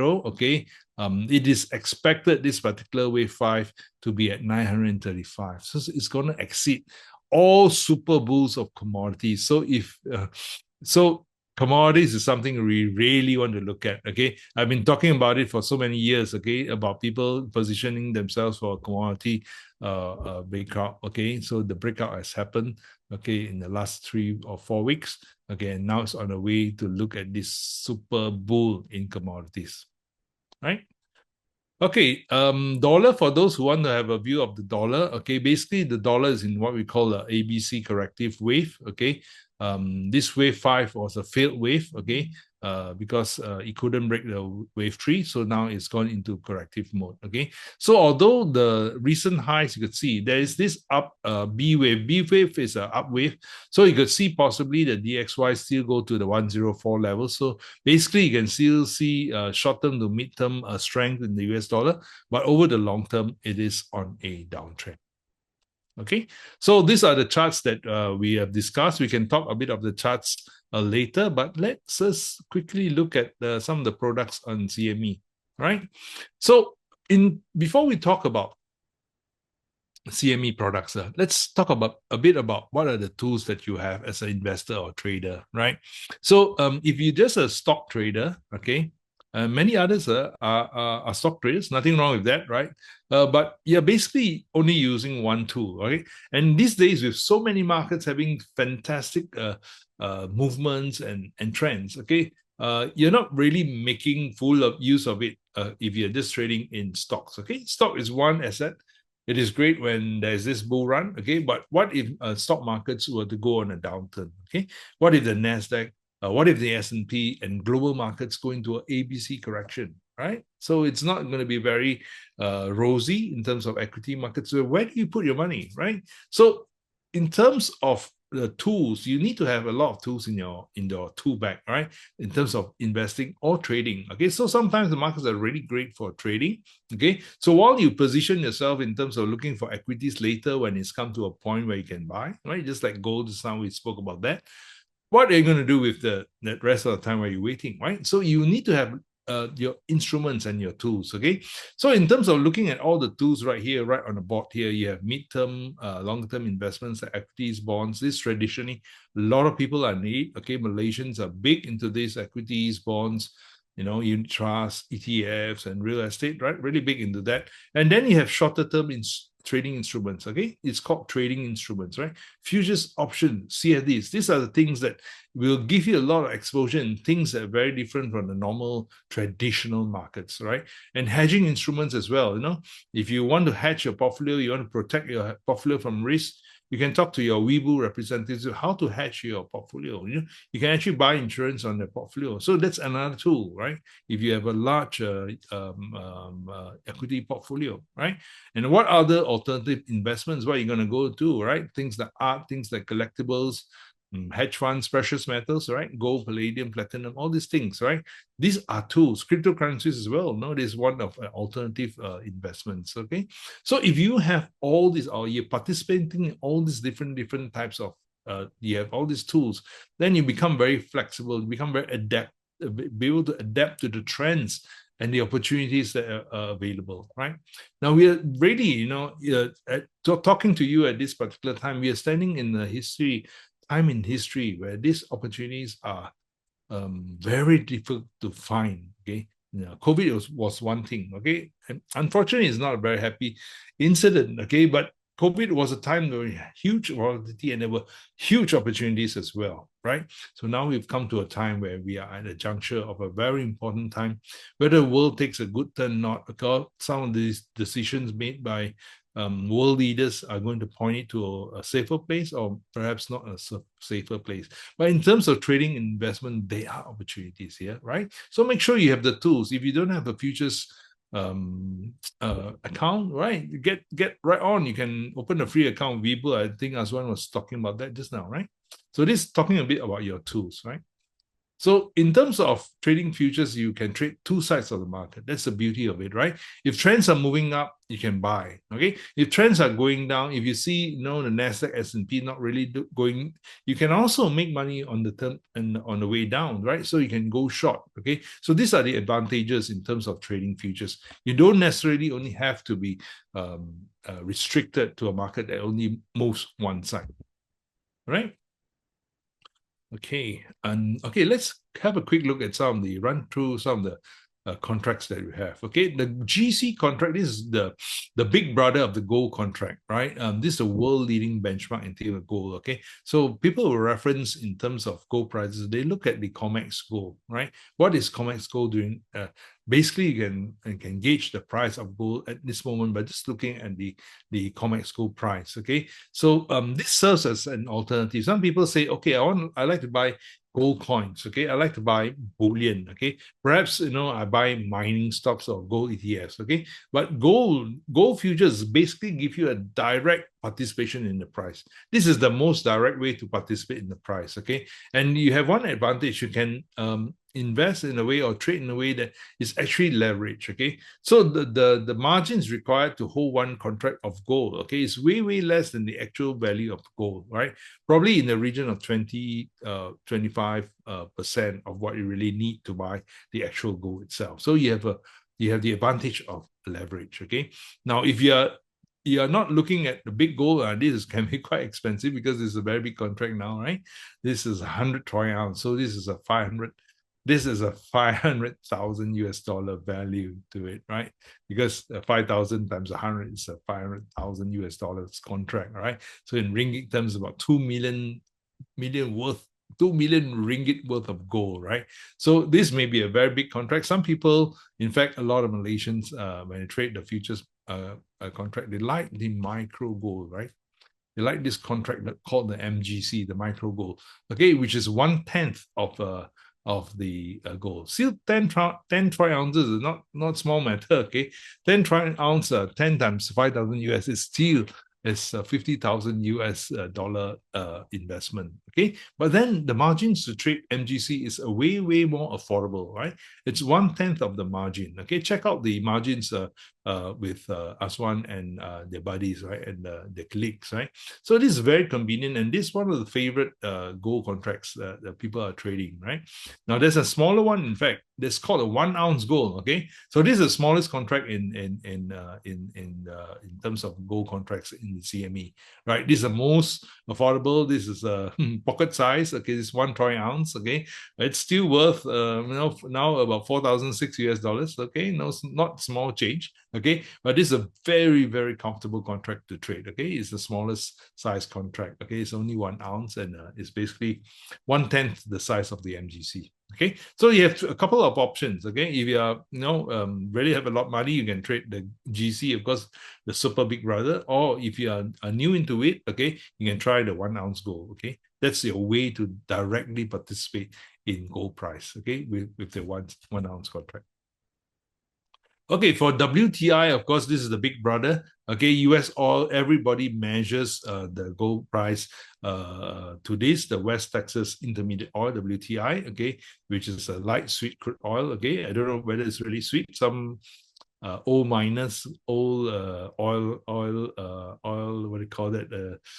People, they say it's sweet, okay, but it's a very good quality oil. It's light, okay. Yeah, this is the global benchmark for US oil, okay. 1,000 barrels, the West Texas Intermediate, WTI, right?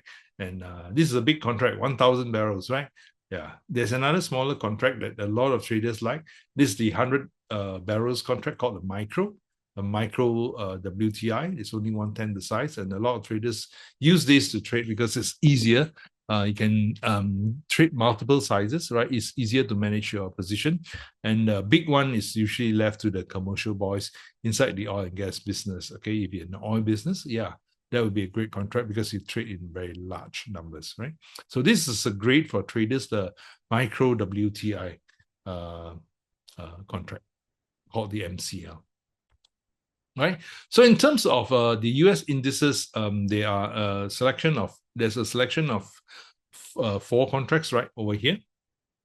So you have a micro E-mini, so you basically trade the S&P index, okay? And how do you calculate the thing? Very easy. You look at the micro E-mini S&P, right? The contract size is $5 multiplied by the index. Okay, so what is the S&P at this current moment? Every single point of the S&P is $5 US worth to you. Okay, let's say you feel that you like to short the market, okay? So you sell the S&P 500 and we move 10 points for you, then that 10 points is worth 10 times $5, okay? That's per contract of the micro E-mini. So that's how you calculate it. It's very easy. For the Nasdaq, it's $2 per Nasdaq point. The Russell is $5 per Russell index point. And for the E-mini Dow, okay, Dow Jones, right? It's 50 cents per Dow Jones points, okay? So it's quite simple actually to trade this in terms of calculating the P&L, right? So that's the micro E-mini, right? I'm going to jump into some charts right now, right? So basically, you've seen some of those contracts in terms of the micros. You can get more information from the futures brokers at Webull. Right, I'm going to jump into hopefully look at some live charts. And while we do that, please post your questions. I see some questions coming up already. Okay, and you got some answers from Webull guys. Thank you for being so helpful, Webull. Okay, I'm going to go to some charts. Let me share some charts while you get the questions. Azwan, let's get ready for some questions. So, okay, those people who have questions, while I share the charts with you. Let's have Okay. look some live charts, okay? So while we're looking at that, we can take some questions. Azwan, if we have any questions, let's talk about it. And we can always reference the charts that we see over here as we answer the questions. Back to you, Azwan. Okay. So basically, while waiting for Mr. David to set up the charts, let me answer some questions. Okay, so basically, Encik Muhammad Yusof asking whether FCPO is considered Sharia compliance. How about the future instruments? So basically, the concept is like this. Um, the for FCPO is actually Sharia compliance because it is declared as Sharia compliance by the SAC, Sharia Advisory Council. The what we call the approach that we have is whatever that is backed by physical deliveries, right? For example, FCPO or probably the big crude oil or soybean oil, everything is considered Sharia compliance, provided that the full environment is Sharia compliance, right? But for example, such as micro crude oil is basically what we call a cash settle. So basically, it is not considered a Sharia compliance, right? So if you are, and then Miss Yuko asking if CFD also can trade with Webull. Unfortunately, for now, Webull Malaysia are not offering CFDs, right? But we can always go for the same concept, which is for futures, right? Because futures we are dealing with contracts, and CFD we are dealing with stocks and shares, right? So I think it is safe for to say that the risk is not the risk is quite the same. It's just that CFD is much more risky, much more riskier in my opinion. In my personal opinion, CFD is much more riskier. All right. Okay. Futures same as CFDs. They are having the same concept. All right. You can buy or you can long and you can short. Uh, you can long and short. But for CFDs, there are some counters that doesn't allow short selling. All right. I hope that answering your questions. Futures like option buying contracts where one contract is 100 shares. No. Futures is basically when we talk about futures, we basically talk about contracts. So basically, contract what we call for example, right? Crude oil. Crude oil, one contract equals to 100 barrel of crude. Correct, Sir David? Yeah, Correct me if for I'm wrong, the right? for the Right. WTI, the large contract, yes. For Mm, example, that one is the last one. Yeah. For yeah. example, soybean, we talk about I think probably like 25 bushel of soybeans, right? So they are not equivalent of 100 shares, but they are equivalent to the commodity itself. I think probably Mm, the mini S&P. Hold on, let me double check for that. Uh, S&P. S&P micros are measured by the multiplier. So just now we were looking at the micro S&P was $5 multiplied by the index. So every single point is five. So for the index contracts, they have this thing called a multiplier because Yeah. you can't weigh or there's no volume to an index. Yeah. Yeah. If you go So like they have macam, a dollar. for example, like Mm, $50 times the S&P 500 index. Yeah, that that's for that the is E-mini. the contract specs and the contract Yes. size, Mm. right? I think probably Miss Sherhan, Mr. Sherhan are asking whether, Sir David, do you have any chart for crypto, especially Bitcoin, the elite wave one? Where does it be going? Definitely, absolutely have that chart, right? I'm sure you're Uh, very curious where BTC is going right at this moment.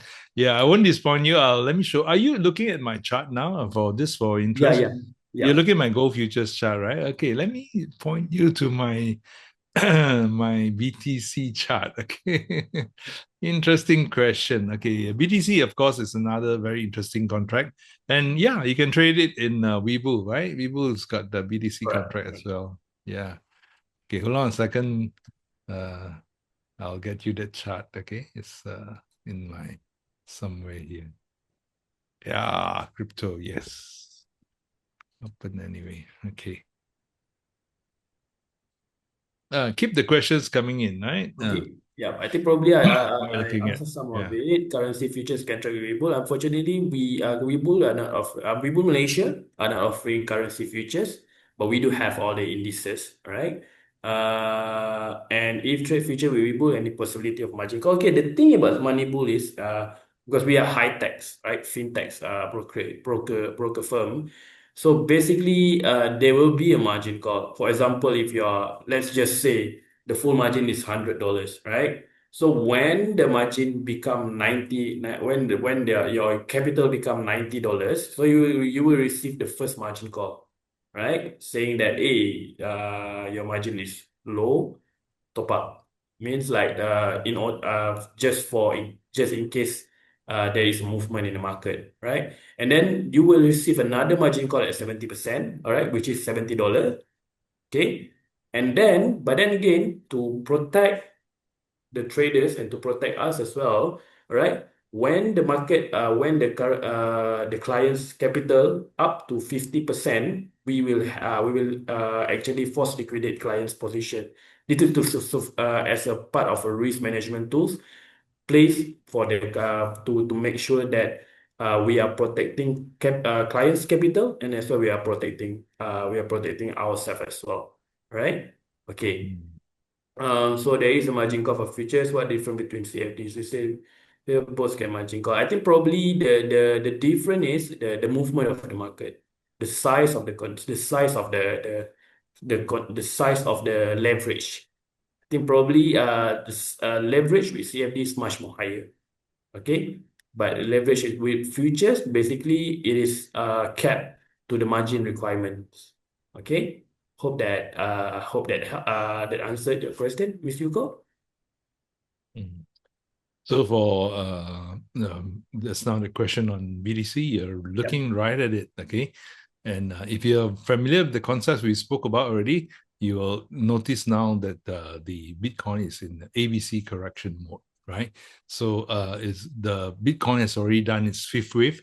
It's already done its last leg of its bullish move, right up to the 120,000 over levels. Okay, it's now doing a correction. Okay, on a weekly chart. So there's still a bit more downside towards it's possible that you will break this low, right? If it does a same value of this let's say for example right over here, if it does the same value of these points to here, which is about how many points? It's about 47,000. Okay, so if it does the same thing here, another 40,000, 47,000 right over here. Let's see where 47,000 takes you. So it's possible to look at the support at around 51,000. Okay, so there's still a possibility of one leg down for the ABC. All right. After that, we will have to see what is the next wave coming. right? Once it finished the wave, okay? Will it go deeper than some people are saying it may go back to 20,000, but let's see, okay? But it's currently right at the ABC consolidation. So if you're positioning yourself for a buy, okay, you're looking to buy Bitcoin, okay, just look for some important points around the 50,000 levels, okay?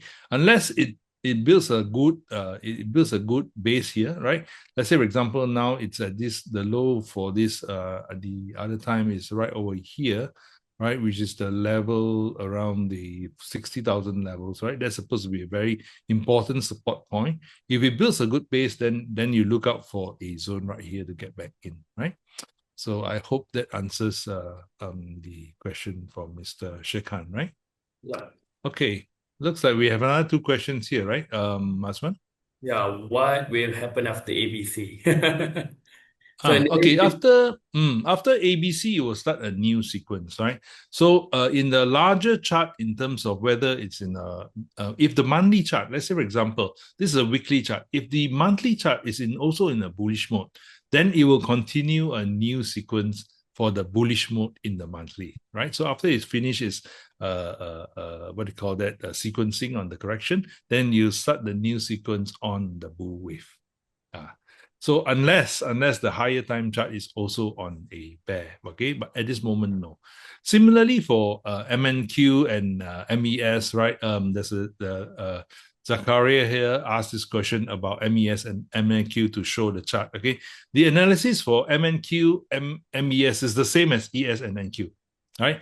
Because the micro Nasdaq and the E-mini Nasdaq move exactly the same. So if you are to extrapolate both the charts together, they will look the same. Okay, that's a question to answer to take Zakara, which asked the question. Okay, so we then showed the MES just now.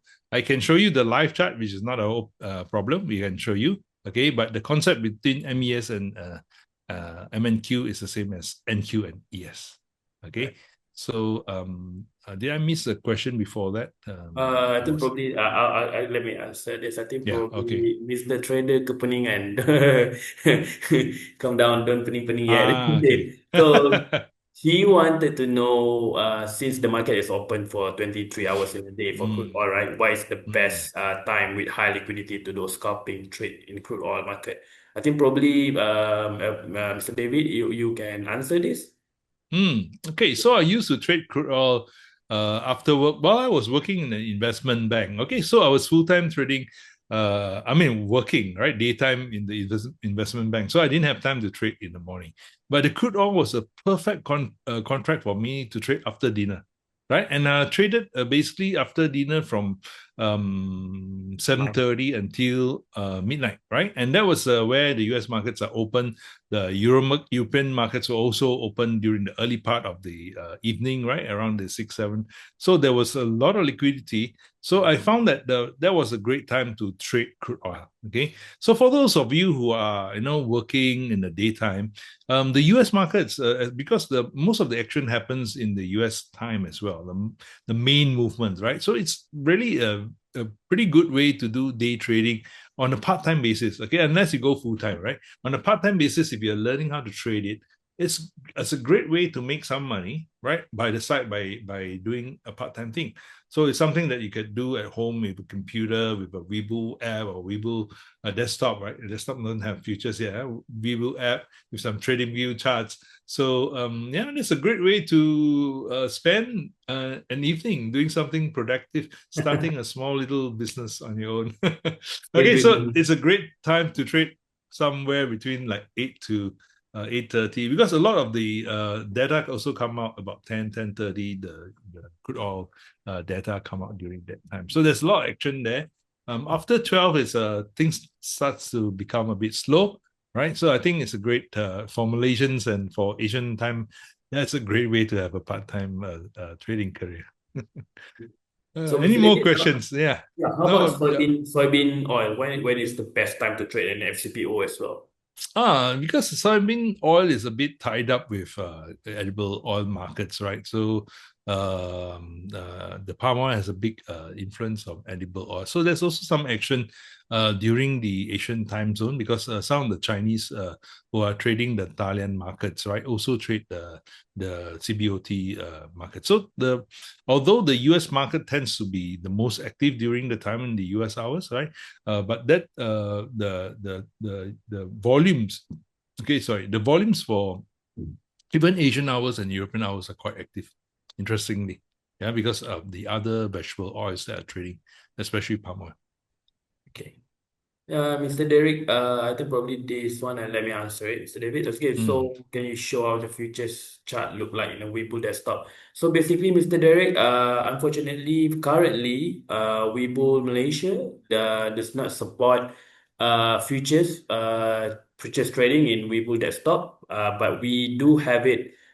We do have the charts and everything, and the chart is live. The data is live. And also, we have a lot of indicators for the charts on our mobile apps. It might be small, right? But as far, I think probably most of when I talk to get a feedback from most of our traders, they said it is basically sufficient. It's sufficient for trading. All right. Okay. Hope that answered your question, Mr. David. Mr. Derek. yeah. Okay. So the gentleman or the lady that wanted to have a look at the MES chart, this is what you are seeing. Okay, this is a micro E-mini, right? So you could see is basically, if you even look at the weekly chart, is on the same formation. It's on a A, right? So there was a similar one that I showed in my text just now in my slides. MNQ, let's see versus MNQ. Just let me click through here. Just a second. Okay.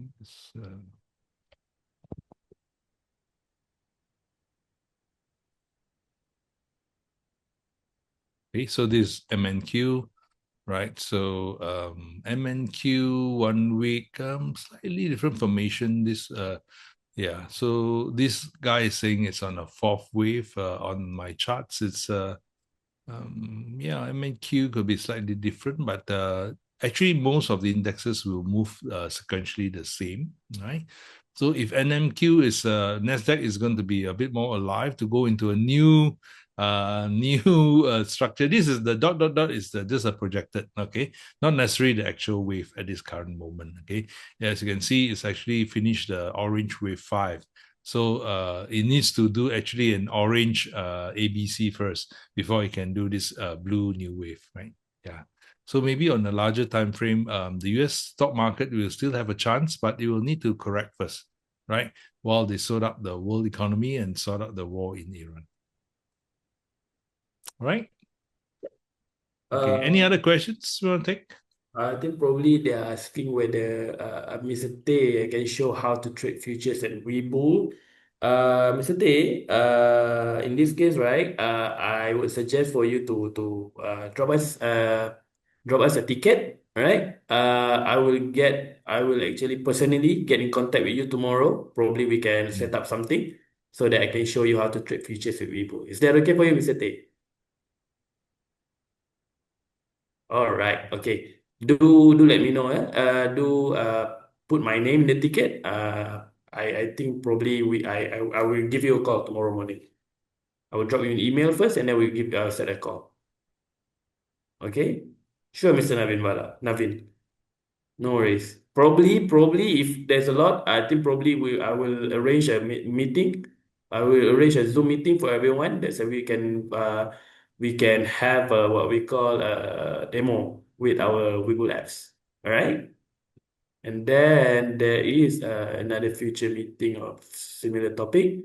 Yes, we will have more webinars with similar topics being discussed. Um I think probably in conjunction with the current trends and everything, right? We will keep you posted. Follow us on Instagram. If you see an invitation to join an RSVP. We will have a lot within the month. Every month, I think probably on average we will have two to three webinars. All right. Miss Jovika, July, huh? Okay. All right. Any more question before we wrap this up? I think probably it's time already. I think probably it's almost 10.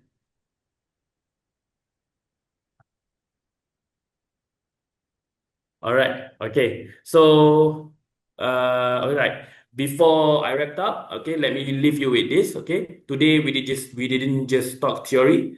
We look at how crude oil, gold, and global indices are actually moving into this market. So right now, crude oil is strong, bullish, and highly volatile trend.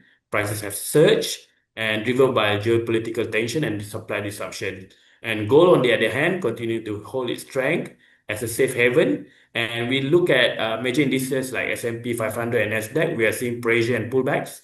Market are reacting to rising oil prices, inflation fears, and global uncertainty. So what does it mean for all of us? I mean, for you and for all of us, right? It means the market is not waiting. So opportunities are already happening in oil, in gold, and in indices. The only question is whether you are in position to take advantage of them. So if you don't have a trading account yet, this is the moment to act, right? Open your account today, get access to all the products, to get access to all the contracts, crude oil, gold, and global indices, and start applying what you learned from Mr. David today, right? Immediately. I think probably the market is still moving today, right now. Okay, Yes, it so did. because who knows the next big move, whether it's oil breaking higher, gold rallying, or indices rebounding, will not wait for you. So don't just watch the market. I mean, like we are doers. We are not like lookers. We are doers, right? So be part of it. All right, right. Thank you, everyone. And I look forward seeing on the trading side. Open an account. To everyone who wanted to trade to see the demos and everything, drop us a ticket. We will actually organize a class where I can show you the demo how to trade futures. Looking forward to it. Thank you very much, everyone. Thank you so much, Mr. David, for your time. I Thank you, appreciate it. Azwan, and thank you, Yeah. everybody. Good Okay. luck and good trading until I see you in the next episode. Bye Yeah. bye. All right. Bye bye. Take care. Okay.